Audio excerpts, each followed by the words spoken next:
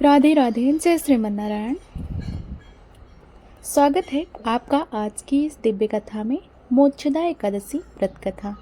यह एक ऐसा महान व्रत है जो व्यक्ति को ही नहीं उसके पितरों को भी मुक्ति दिलाता है। आज हम सुनेंगे वह पावन कथा जिसने एक राजा के पिता को नरक से निकालकर स्वर्ग पहुंचाया, और जानेंगे कि इस एक व्रत का प्रभाव कितना अद्भुत और चमत्कारी है। कृपया वीडियो को पूरा देखें क्योंकि हर लाइन में छिपा है दिव्य संदेश।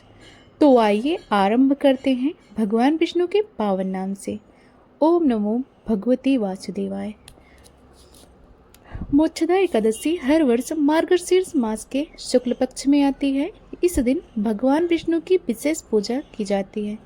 यह पितरों के उद्धार का सर्वोत्तम दिन माना गया है। शास्त्र कहते हैं इस व्रत का फल हजारों यज्ञों से अधिक श्रेष्ठ होता है। भक्त इस दिन उपवास, भजन, दान, पुण्य और जागरण करते हैं।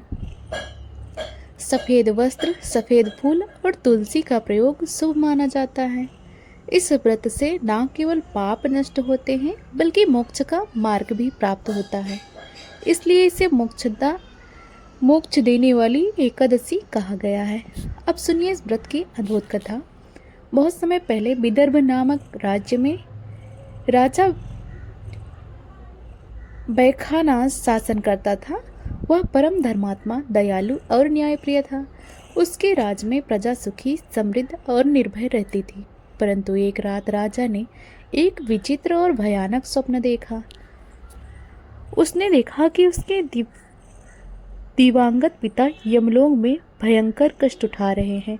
उनका शरीर कमजोर था, चेहरा पीड़ा से भरा था। वे दुख सागर में डूबते उतरते दिखाई दे रहे थे। वे बार बार पुकार रहे थे, बचाओ पुत्र, मेरी मदद करो।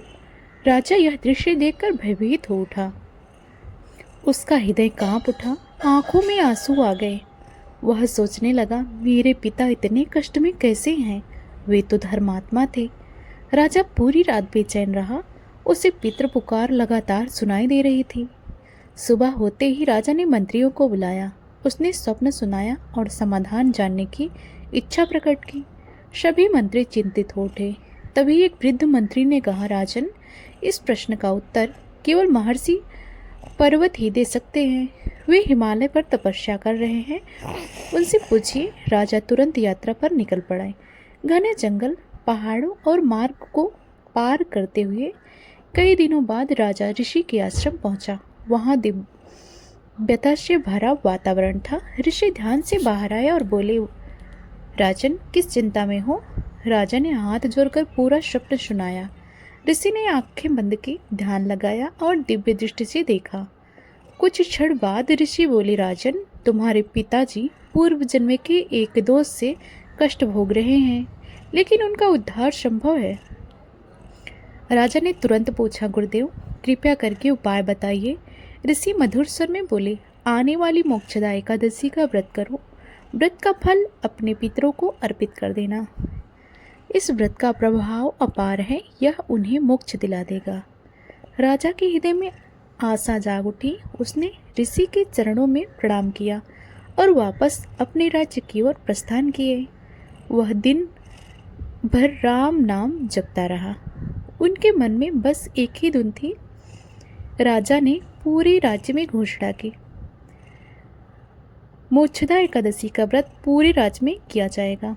एकादशी का दिन आया। राजा ने सुबह स्नान करके स्वच्छ सफेद वस्त्र धारण किए। मंदिर में दीप जलाए। भगवान विष्णु का सुंदर आसन सजाया। चंदन, तुलसी, पुष्प, अक्षत, नारियल सब अर्पित किए। राजा ने निर्जला व्रत रखने का संकल्प लिया। हे प्रभु, आज का यह व्रत मैं अपने पितरों की मुक्ति के लिए करता हूँ। पूरे राज्य में भजन कीर्तन गूंजने लगे। ब्राह्मणों को भोजन और दान दिया गया। राजा पूरे दिन व्रत और पूजा में लीन रहा। रात्रि में भी उसने जागरण किया। भगवान की स्तुति में मंत्रों का गायन होने लगा। शांताकारम भुजग शयनम। वातावरण दिव्य ऊर्जा से भर गया। राजा की आंखों में आशा की ज्योति जग रही थी। सभी प्रजाजन राजा के साथ प्रार्थना कर रहे थे। भोर होने लगी। पक्षियों का मधुर कलरव सुनाई दिया। व्रत के समापन का समय आ गया। राजा ने हाथ जोड़कर कहा, हे विष्णु प्रभु, इस व्रत का फल मेरे पितरों को दीजिए। जैसे ही राजा ने फल अर्पित किया, आकाश से दिव्य प्रकाश उतरने लगा। पूरा महल तेजस्वी उजाले से चमक उठा। एक दिव्य विमान धीरे धीरे राजा के सामने प्रकट हुआ। विमान से देवदूत उतरने लगे और फिर राजा ने अपने पिता को देखा। पिता अत्यंत तेजस्वी, आभामय और मुस्कुराते हुए थे।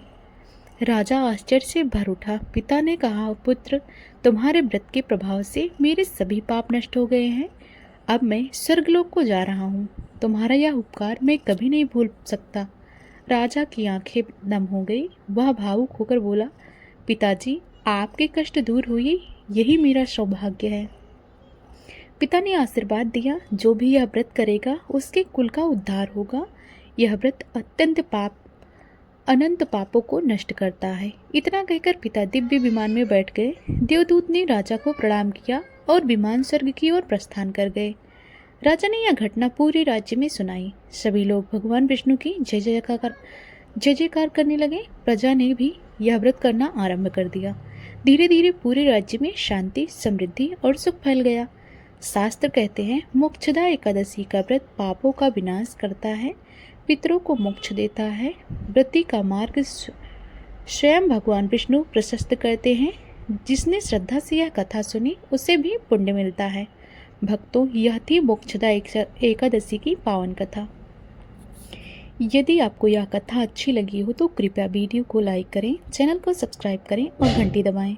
भगवान विष्णु की अनुकंपा सदैव आप पर बनी रहे, आपके पितर सदैव प्रसन्न रहें और आशीष देते रहें। अगली कथा में फिर मिलेंगे। जय श्री हरि, जय नारायण। ओम नमो भगवते वासुदेवाय।